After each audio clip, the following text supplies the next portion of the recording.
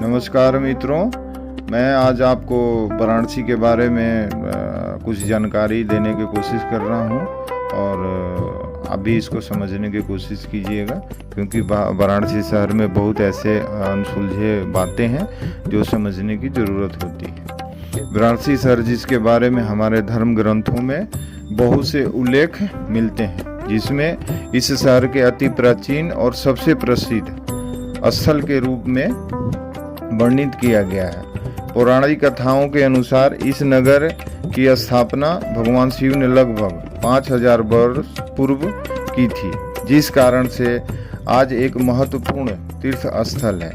ये हिंदुओं को पवित्र सप्तपुरियों में से एक है। ब्रह्म पुराण, लिंग पुराण, मत्स्य पुराण, अग्नि पुराण, स्कंद पुराण, रामायण और महाभारत एवं प्राचीनतम वेद ऋग्वेद हिंदू धर्मों में इस नगर का उल्लेख आता है। सामान्यतः वाराणसी शहर को 3000 वर्ष पूर्व प्राचीन माना जाता है, परंतु हिंदू परंपराओं के अनुसार इससे भी प्राचीन माना जाता है। इस शहर के बारे में एक प्रसिद्ध अमेरिकी लेखक ने कहा था कि बनारस इतिहास से भी पुराना है, परंपराओं से भी पुराना है। वाराणसी शहर के बारे में भी कहा जाता है कि जब पृथ्वी का निर्माण हुआ था तब रोशनी की सबसे पहली किरण यहीं पर पड़ी थी। लंबे काल से वाराणसी को अभिमुक्त क्षेत्र, आनन कानन, महाशमशान, सुरंधन, ब्रह्मवर्त, सुदर्शन, अरण्य एवं काशी नाम से भी संबोधित किया जाता रहा है। स्कंद पुराण के काशी खंड में वाराणसी नगर की महिमा बताई गई है, जिसमें भगवान शिव ने एक श्लोक के जरिए वाराणसी का वर्णन किया है। ये शहर हिंदू धर्म में सर्वाधिक पवित्र माना जाता है और साथ ही साथ बौद्ध एवं जैन धर्म में भी इसे पवित्र माना गया है। ये शहर संसार के प्राचीनतम शहरों में से एक है। भारत का प्राचीनतम शहर है।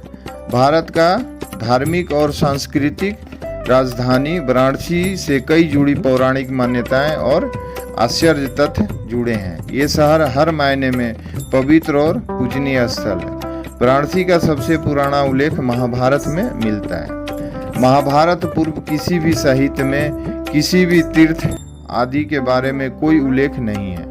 आज के तीर्थ स्थल जो हम देख रहे हैं वो सब के सब अधिकतर तीर्थ स्थल वन प्रदेश में थे, मनुष्यों से रहित थे। वाराणसी का नाम दो नदियों वरुणा और असी के संगम पर पड़ा है।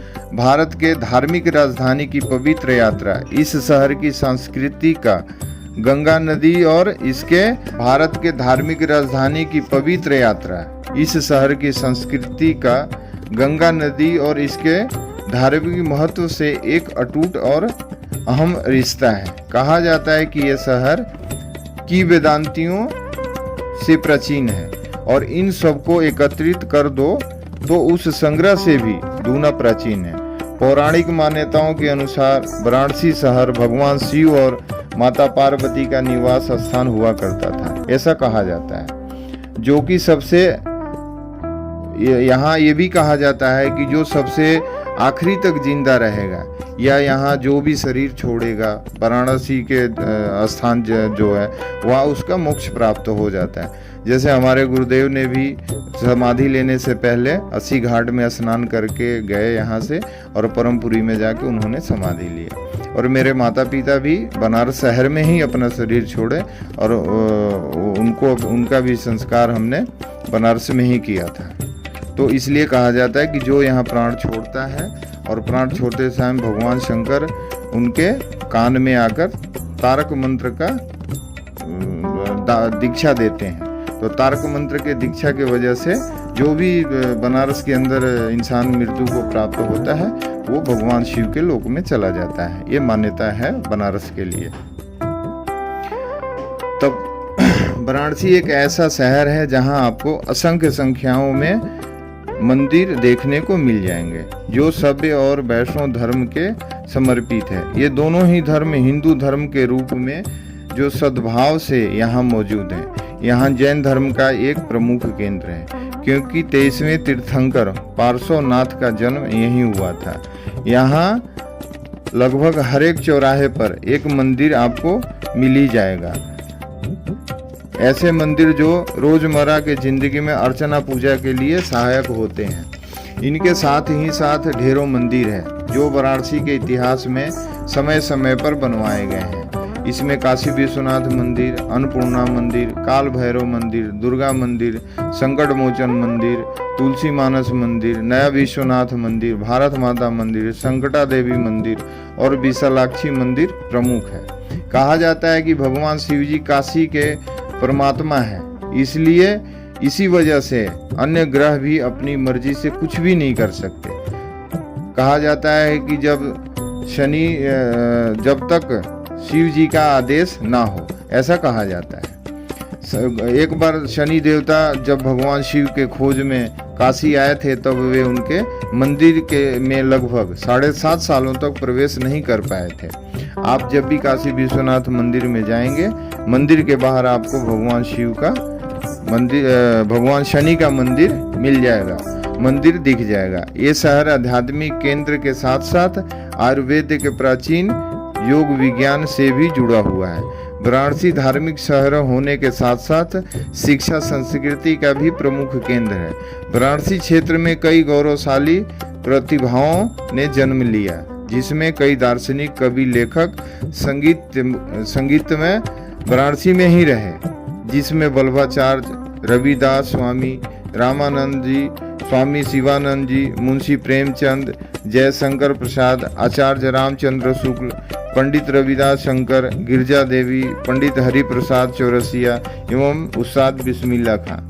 गोस्वामी तुलसीदास जी ने हिंदू धर्म का परम पूज्य ग्रंथ रामचरितमानस यहीं लिखा था और गौतम बुद्ध ने अपना प्रथम प्रवचन यहीं निकट सारनाथ मंदिर में किया था। वाराणसी के अश्वमेघ घाट में एक अजीबोगरीब रिवाज होता है, जिसमें हर साल बारिश के मौसम में मेढकों की शादी करवाई जाती है। यहाँ के पंडित मेढकों की शादी के सारे अनुष्ठान और को पूरा करके मेढकों की नदी में छोड़ देते हैं। बहुत सारी रहस्य है वाराणसी का, इसीलिए वाराणसी के अद्भुत अनुभव होता है। वाराणसी का रहस्य आप जितना जानेंगे उतना ही अच्छा है। और वाराणसी को जीवन का मुक्ति केंद्र बताया गया है और भगवान शिव यहाँ के देवता हैं, भगवान हैं, और इसीलिए भगवान शिव का आप प्रार्थना करें, पूजन करें, ध्यान करें, भजन करें।